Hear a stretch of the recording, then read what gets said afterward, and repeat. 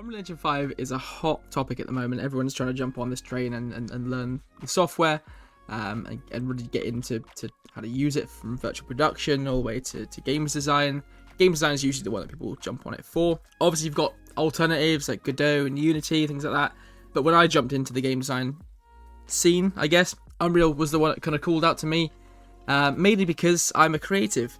And what that means is that I don't like lines of code. It scares me. So I like the lovely node-based graph editors that Unreal Engine provide via Blueprints. So the point of this tutorial series, I guess I'll call it, is to give anyone a good understanding of Blueprints and how they work and how they function, and not just chuck you into some template that gives you half the code, which then further down the line becomes, it gets in the way.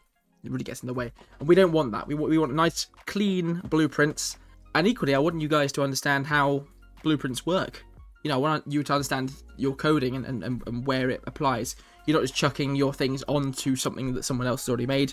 I want you to build it from scratch, because that's where the skill comes from. Yeah, understanding truly what your code does, down to each individual node and knowing what they do, and even the small little things, which and I'll go through in this tutorial. The little drop downs that we select and why we select them, other than going, we select that because we should, and that's it, because it works, and that's it. I want you guys to get a firm understanding of Unreal Engine. So I've chosen to develop this tutorial to go through the sort of first person shooter, just something simple. It introduces the enhanced inputs, introduces interfaces and calling upon those, and being able to interact with the world, essentially. That should give you a good firm understanding of Unreal and get you started into the software. So I'm going to go nice and slowly with it. I'm going to show you every single step that I do. I'm not going to be jumping over things. It's going to be purely I don't know how to continue that word. Either way, let's get started. Cool. So jumping into the editor, we've got some main panels I want to go through and talk about, just so you get an idea of what they do. You'll be using them so much as you go through. Now, I started using Unreal when it was in 4.2, I think it was, 4.27 I think I started with. No, 4.19, crikey, it's a long time ago now. So things have changed. There's a lot of things that have changed since then. This is what we're working with now. My layout might be slightly different. In fact, if I go up to Windows, go to, where is it? Default layout. Ooh, there we go. This is what you will most probably get when you load in. Okay, so you'll get your big viewport. You'll get your outline of details over here in your top panel, and you'll realize this bottom box, which I had before, is gone. Now, the reason I keep mine there is because I'm a creature of habit, and that's how I used to work in Unreal Engine 4. It was always docked. Now you have a lovely little key press that you can bring it up and down. The thing I'm referring to, by the way, is the content drawer. So the content drawer, if I control spacebar, brings up your sort of directory, and your directory contains all of your code, all of your models, animations, every single thing that you put into a game, or you create in your game space, will be locatable, findable, discoverable, I don't know that word for it, here in this space here. So you can right click in here, you can add in here, same sort of thing, and you can add your stuff into it. So that is how you access your content drawer. You can dock it in your layout on the far right over here, which is what I like to do because it's always there. I am learning to get used to the up and down of it all, but I just like to have it there constantly. So if I click dock in layout, it should be down the bottom there now, which is all lovely. And you can resize it all you want. Now, the one perk I do find of this is that if you open up a blueprint and you want to access your content browser, say for instance you're adding textures into a material, instead of having to minimize that to the side here and then bring these and drag your textures into it, you can control spacebar and bring up your content drawer in any window, so you can access it at all times, which I think is quite a good addition to Unreal. Right, so on the right hand side over here, we've got our outliner. The outliner, similar to any 3D software, contains all of your items that you've got in your 3D world, okay, on your levels. So when you bring in a blank project, it will always open up this random landscape, and it has a few set things, things like your directional light, your exponential height, fog, sky atmosphere, all that sort of things. And we'll leave that to test. We use this as sort of the test world. but we will be creating a new one at some point when you want to create your own levels. You know, if you want to create a shooter, you want to be able to create your maps and your environments bespoke to you. And I'll be doing a tutorial about that as well some point down the line as well, hopefully, if all goes right and all goes well, and we'll see how that goes.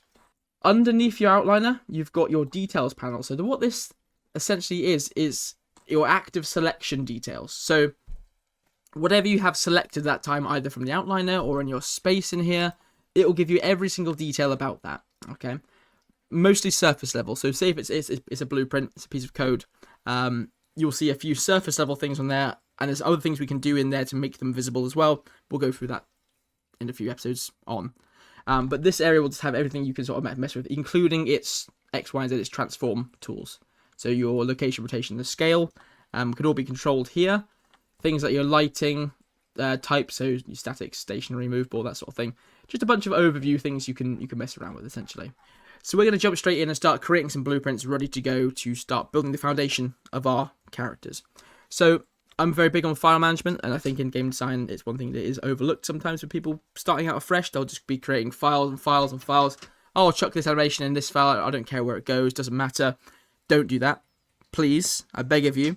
If you go and work in a studio, they will kick you and they will beat you because they will not like that. You need to think of your project as something that someone else needs to be able to pick up. You know, another programmer needs to pick up and go, cool, I know I can find this stuff. I know where it is. The naming conventions are correct. I can search and find files super easily, or I can go into a code and go, oh, great, it's been commented really nicely, so I can see exactly what all the code does. That's how I'm going to teach you, because it's a pet peeve of mine when you open up someone else's blueprint and it's a bloody mess and you cannot see a thing. Okay, so the first few things we want to start with is creating a player character. So to create any blueprint or any actor, we need to head down to our content drawer, just down here.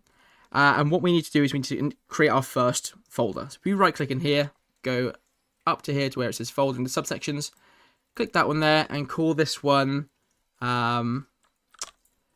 BP player blueprints. Yeah, so putting that initial BP before any file name just makes it easy for when you want to search for stuff. Open that one up. So we now need to create our character blueprint. Okay, so what we want to do is right click in here, or you can click the add icon just over here, and we want to go up to our blueprint class, and you'll see you'll have some common ones that pop up here. You've got actor, pawn, character, player controller, game mode base, actor component, scene component. These are all things that you will use pretty frequently, hence why they put it on the front page here. But if you can't find what you're looking for, and you're looking for something very specific, in all classes you'll see a big array of different blueprint sort of files and types that you can use, and you can search for them in here as well. But for now, all we need to do is go and look at the character blueprint. Okay, so looking at the definition of it, a character is a type of pawn that includes the ability to walk around, and that will receive input. Pawns and characters can work in a very similar way, but the way the character works, it comes with its own movement component, which makes it a lot easier to input movement. So we're going to click on the character. I'm going to call this one BP underscore FPS underscore character. Now, the reason I'm putting on underscores is Unreal Engine hates spaces. It sees them as nulls, so it doesn't work. So we put our camel casing into there, which is the sort of format that I've got there. So the word underscore word underscore word. Again, it makes it easy to find things later on down the line. And it's just a really useful way of organizing your directories. So with our BP FPS character created, we want to open him up. And this opens up our first blueprint menu. I'm going to dock this one at the top of my screen there. So when you open up your player character, you'll be met with this screen here. You'll have your capsule in the middle here with its forward-facing arrow. You'll have your details panel, similar to one in the overview space, that has all of your general info on what is selected at the time. You'll also have your blueprint panel where you'll have your variables stored and any functions that you create. And then you'll also have your components tab here, which is where we store all of our physical sort of visible things, I'd say, as well as our blueprint components, which will be just down here under this little line. So you can see right now by default, we've got our BP underscore FPS character self, which is our root. You'll then have your capsule component, which is our physics collider. You'll have your forward-facing arrow, and you'll have your static mesh. Sorry, you'll have your and you'll have your skeletal mesh, which is just down here. Okay, so this is things like your player characters and that sort of stuff. So we need to add ourselves in a camera, and the camera is going to allow the player to be able to see the world and control its rotations from that as well. So if you go to add and search for camera, we don't want to go for a cine camera. We want to go for just a standard camera. I'm going to call this one FPS underscore camera. Perfect. So with my camera selected, we need to make sure that it's at the right height. So right now, our player's height, your sort of camera will be looking through their stomach, which is not the way forward. So we want to set this to a bit of a higher level. So I usually go for about 48 on our Z-axis. You can move it in the viewport, or you can move it on your numbers. It depends on how precise you want to be. I usually go for 48 because it's a good round number.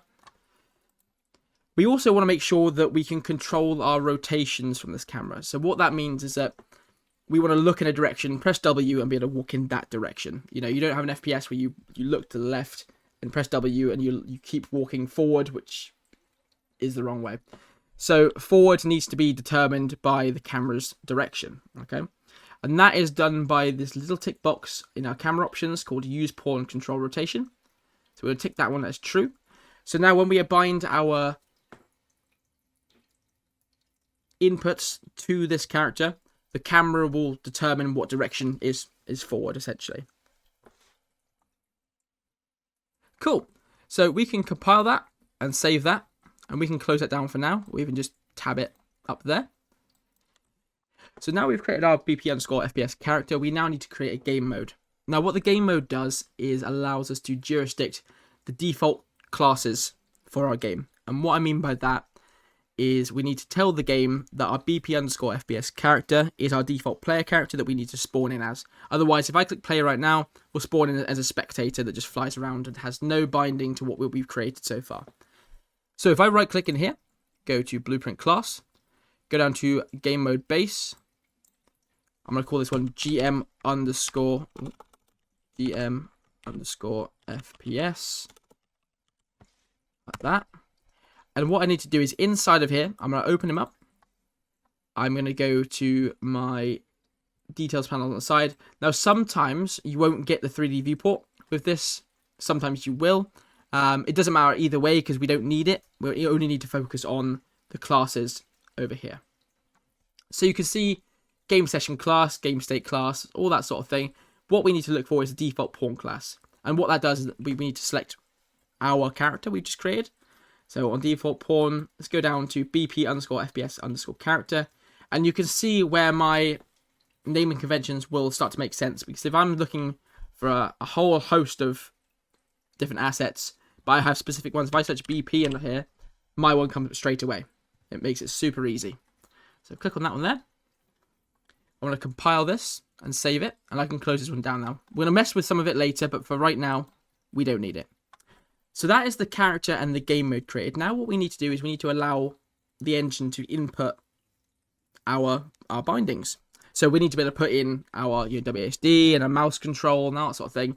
And we do that through the enhanced inputs, which is a new thing for Unreal 5.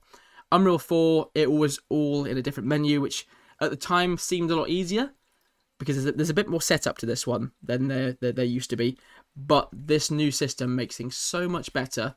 It's so much easier to implement new controls and rebindings and all that sort of stuff. So to keep ourselves nice and organized, I'm going to create a new folder within our BP player blueprints.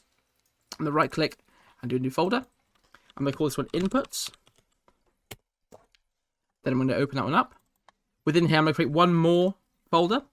I can call it input underscore actions. And that's going to contain our input actions, which I'll go through in a second. So the way these inputs work is that we have a mapping context, and that's what we'll create in a second. And the mapping context is essentially a hub where we determine and assign all of our values.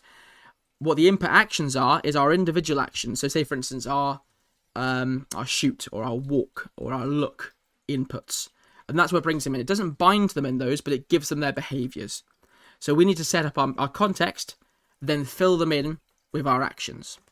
So if I right click in here and I go to input, go along to input mapping context, I'm going to call this IM A underscore movement. Like that.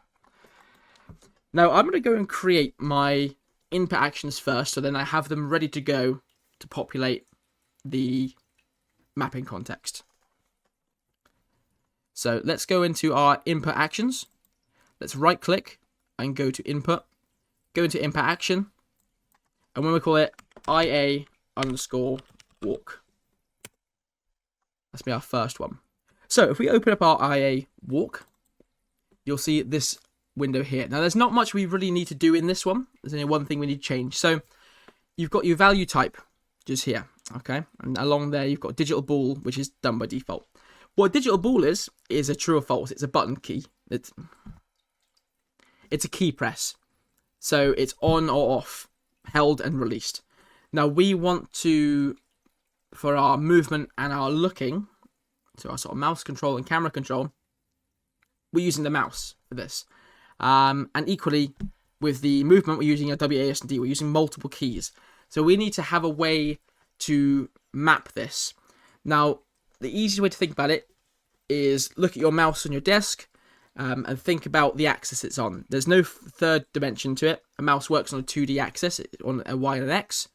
So we need to go onto our digital ball here and select axis 2D, vector 2D. And what that's going to do now is allow us to access our X and our Y values for our mouse position, and that's how it coordinates where our position is. So I'm going to save that one, go back to my game. I'm now going to copy and paste this because we need the exact same IA setup for our mouse. So this is our walking, so this is our WASD. So if I Control C, Control V, you know, IA underscore walk, I'm going to rename it to F2. Call this one mouse look. Like that. So now I've got two identical input actions, which is perfect, okay? The next few are pretty easy, okay? We need to create some more. So input action, IA underscore jump. And I can copy this one, paste that one. IA underscore, just do shoot. And then one more. IA underscore interact. So these are all of the inputs that we need to do right now. There's nothing more we need to add to this. Later down the line, we can add our shooting and our interaction functions to a separate mapping context, and that makes coding a bit more modular. But for now, we're going to keep it all in one, just so you can see it all work together. So back to our inputs, back to our IMA movement, and you'll see now it's a pretty empty screen. Now this is absolute drop-down hell, okay? So bear with me with this one. It does get a bit confusing, but I will try and go as slow as I can.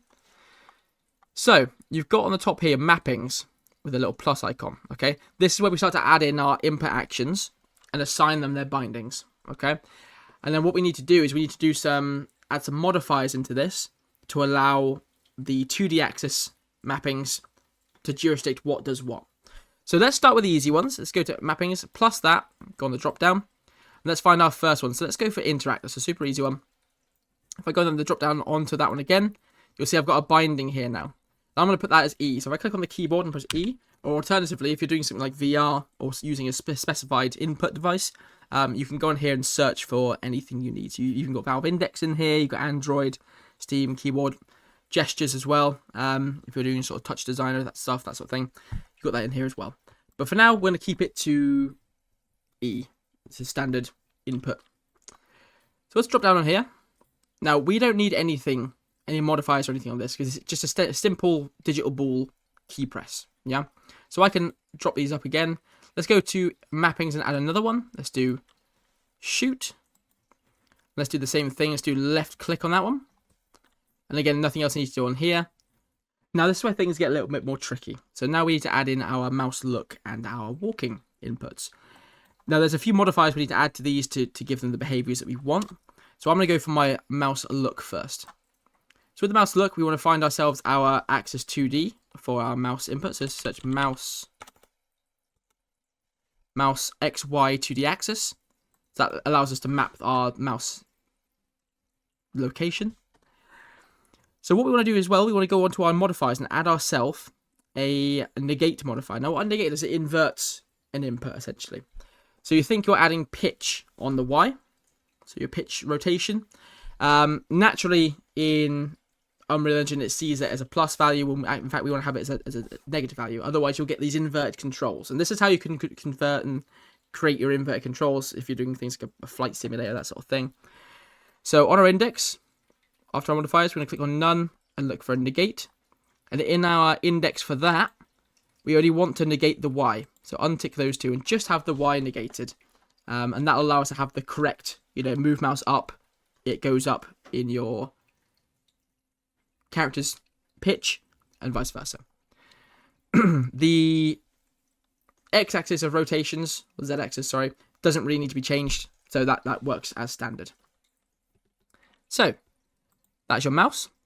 Now we need to add our movement. So click on our mappings again, go down and find ourselves our IA_walk.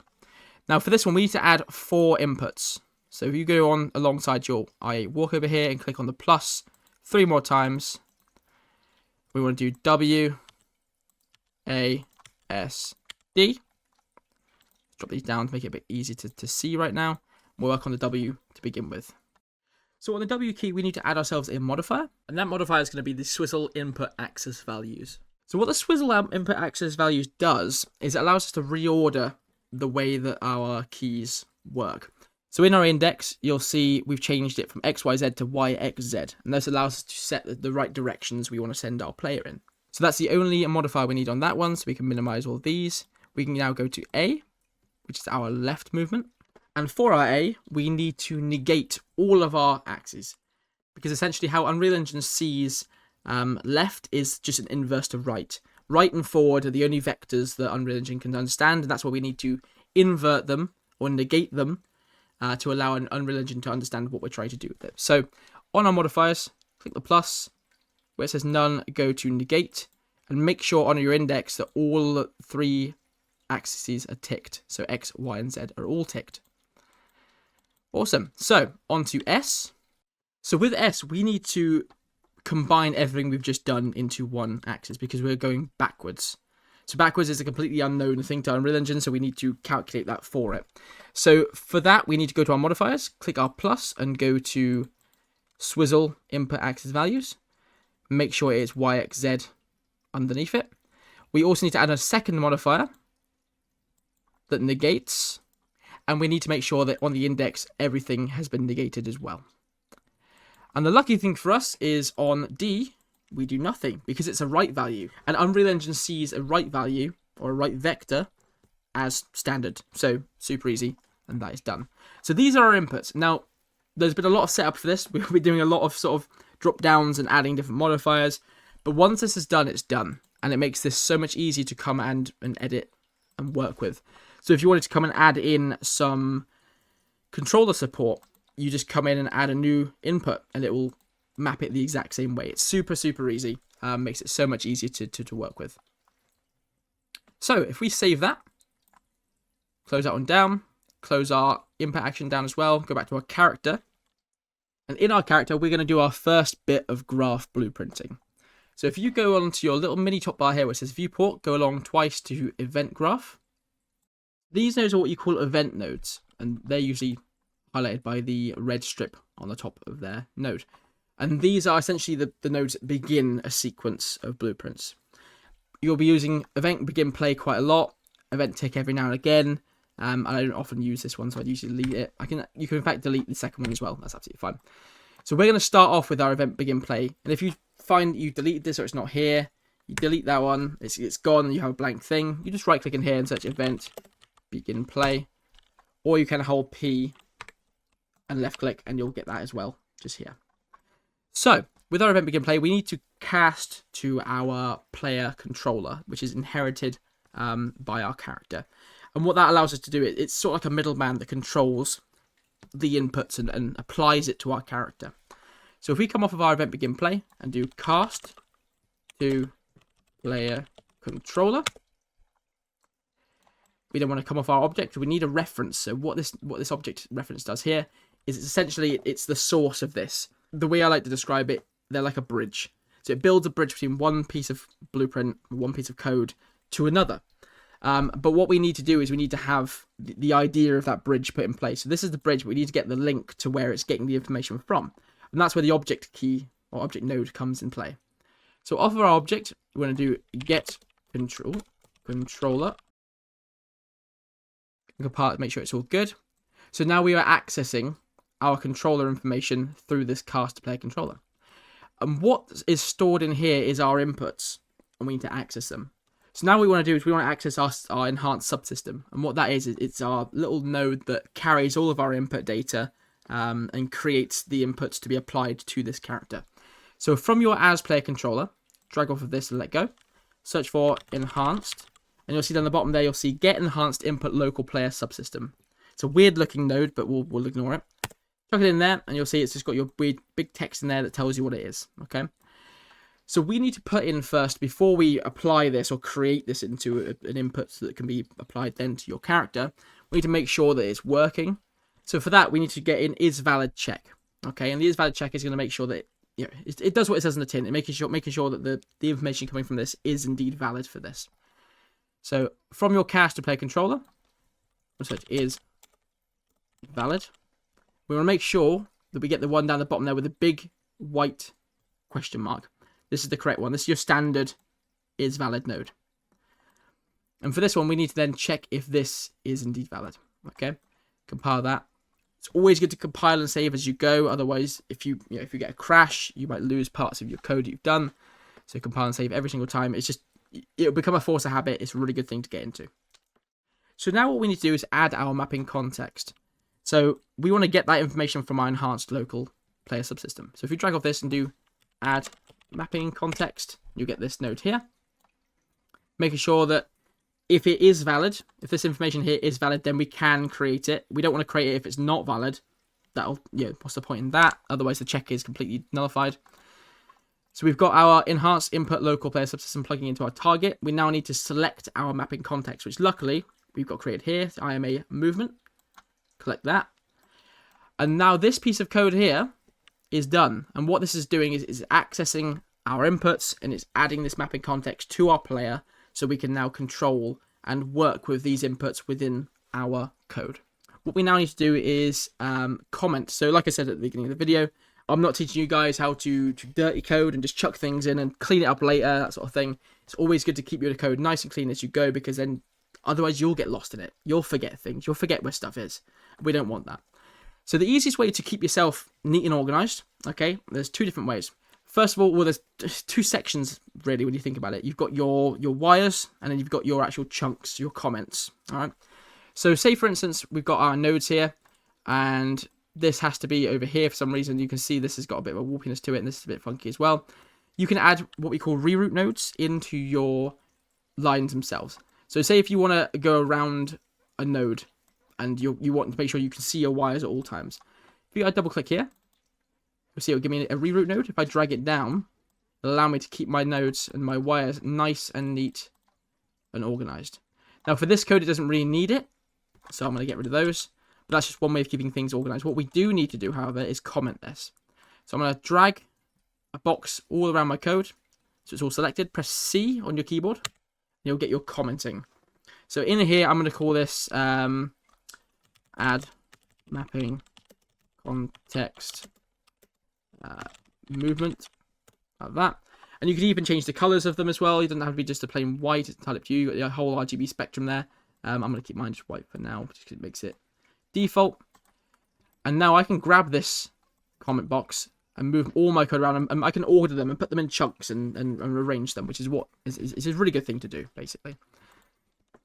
Cool. So now what we can do is start actually mapping our inputs and actually start giving our character the ability to receive inputs and then do something with them.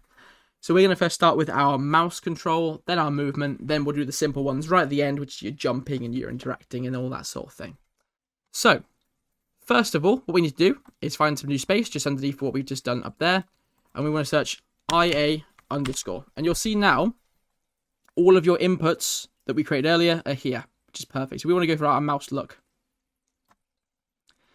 So when you bring in an enhanced input action, you get this drop down and you get a bunch of different things you can work with. And this is where the new system is so much better than the old one, because you've got things like triggered, started, ongoing, cancelled, completed.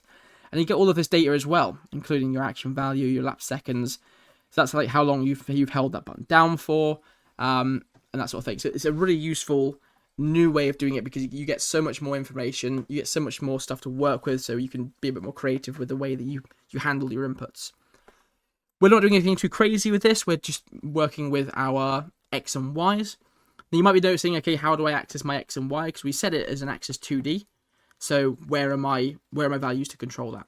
Because we need to affect our pitch and our yaw to get our mouse looking around. So you'll see your action value down here. And you see under there, it says vector 2D structure. So this is what we call a struct, which is basically a list of, well, it's a list, it's more of a combination of variables. What we need to do is split this so we can access them individually. So if I right click on this one, you'll see split struct pin, like that. And you'll see now I've got action value X and action value Y. So that's our X and Y vectors that we can then input onto our movement, onto our rotation of the camera. So for our X value, that's going to control our yaw, and the Y is going to control our pitch. And these are the different sort of rotation methods that we're going to use to move our camera around. So we want to have it come off of triggered. Now what triggered does is that it's every time it's adjusted and moved, it fires it off constantly. Say for instance, I had this on a button. As long as I was holding it down, triggered would just keep firing, keep firing, keep firing. For a button press, not so good, but for a mouse control or something that's completely, like, constantly moving, this is the perfect thing to have. So off of triggered, we're going to do add your input. So you've got add controller yaw input there. Our value needs to be our X value. And then same again, but with our pitch. So add controller pitch input. We also want to get our Y value, plug it in there. And like I said before, if you've got this and it's kind of clipping over values, you can either move this along a bit, or you can add a reroute node to really neaten things up for you there, like that. And that's it for our camera movement. So if I highlight this, press C, and do mouse input brackets camera, like that, compile that, and it's as simple as that. So now we want to work on our walking, because now we can, if I spawn into the game now, I could look around, but I couldn't actually walk anywhere. I'd be frozen in space. So we need to actually add our inputs for that as well. So if I go down here and search IA again, look for our walk, go on the drop down again for that one. So again, as it's an axis 2D, we're going to have our action value that we need to split. So for this one, it's a bit different. It kind of comes in two parts. We're looking at our right vector and our forward vector. The best way to think about it, and how we've done it before, so say for instance our Y value is going to be our forward and backwards. So the Y value goes from 1 to -1, 0 being in the middle, the sort of mediator there. What those negate functions we were doing before allows us to do is go from 1 to -1. And that essentially means forward or backwards. And that's how we're going to add it in. So with two nodes that control our inputs, so essentially our forwards and our rights, they will also inherit the invert effect to that as well. So the forward is going to control the backwards, the left is going to control the right as well, using these values between 1 and -1. So, triggered, add, movement, input. We need to do a bit of calculation before we get our direction. So initially our scale value is going to be X, which is our 1 to -1. But our world direction, we need to figure that one out. So let's create some room. Put some reroute nodes in here. I'm going to put 2 in, just so I can drop them down like that, and I have this space to work in here. I can get them both a bit lower, like that. So what I need to do is get my control rotation node. So I'm going to search for get control rotation. And you'll get this node here. So this pin at the end here is a rotation value, it's a rotator. And what we can do, this is similar to the other one, it's a struct again, so we can split this and we'll get our X, Y, and Z. If I right click it and split struct pin, you'll see I'll get my roll, my pitch, and my yaw. Now I also need to do is get my right vector, and we need to apply this control rotation to that so it understands what the right directions are, and then plug it in, and we should get our left and right movements. So get right vector. You've got an in rotation, which is what this is going to control. So if you right click that and split struct pin, and I go X to X and yaw to yaw. We don't need pitch. And now we've got a vector output, which is a combination of U, X, Y, Z's. And that's going to go into our world rotation, or world direction. And that's now our right-hand movement. So left and right going between this value of 1 and -1. And now we need to add another one of this, do the exact same piece essentially again, but with our forward vectors. And it's going to be slightly different this time. So I'm going to copy and paste this add movement over here. I'm going to make sure my executable pins are plugged in as well. Otherwise, this won't run at all. I'm going to connect my Y value over to here. And again, put some reroute nodes in. And keep it nice and neat and organized. Like that. And that. In fact, I can put this one a bit further along so I have more room to work with. I'm a bit of a neat freak, so I like things to look nice and tidy. Like that. So, now I've got my admin input over here. I need to work on my forward vector. So I want to do a get control rotation again. Right click it and split the struct pin. I now need to get my forward vector. It's just there. Right click and split that struct pin as well. Now for the get forward vector, I only need to focus on getting the Z value for this. Okay. So I'm only getting the yaw in relation to into our movement. So plug in our return value into there. Compile that. And that is our movement done. So again, if we select that all, press C, and let's do player walk inputs. Oh, I can't even see what I'm doing. Player walked inputs like that. Dock him just there. You can see now I can grab this bit here, start putting these in nice and neat. So I don't know why you didn't like have that one in there. Okay, there we go. Cool, yep. Lovely. So I've got a nice neat bit of code here. So if I compile this, if I go to my game right now, and I went in here and click play, okay, it's still not going to work. This is my default pawn that you can just fly around with. Now the reason for that is that we haven't actually set our game mode in our engine to say, yes, this is what we want, okay? There are two different ways of doing this. You can override it per level, or we can set it as the overarching game mode, which is what we're going to do. So the simple level override will be here in your little blueprint section. If you go down to your game mode base, and you go down here and you can select your default pawn to be the right one, or you can even change your entire game mode to be your new one here, and that will set it to work like that, but that will only work on this level, okay? Whereas if you go to edit, project settings, go to maps and modes, and you'll see then default game mode, set it GM FPS in there. Now with the project settings, you don't need to save anything because it does it automatically, so you can just close that one down. So now if I go into my level, press play, I can look them up and down, I can look left and right, I can walk forward, backwards, left and right. And now I've got a simple character controller. Now there's one more thing I want to add in, and then we'll leave the rest of the next session. So I want to add in my jump functionality, okay, which with our character blueprint is super easy, okay? You're gonna laugh how easy this is. Let's search IA_jump. Go on the drop down, just make it nice and easy for us. So on triggered, we're going to search jump.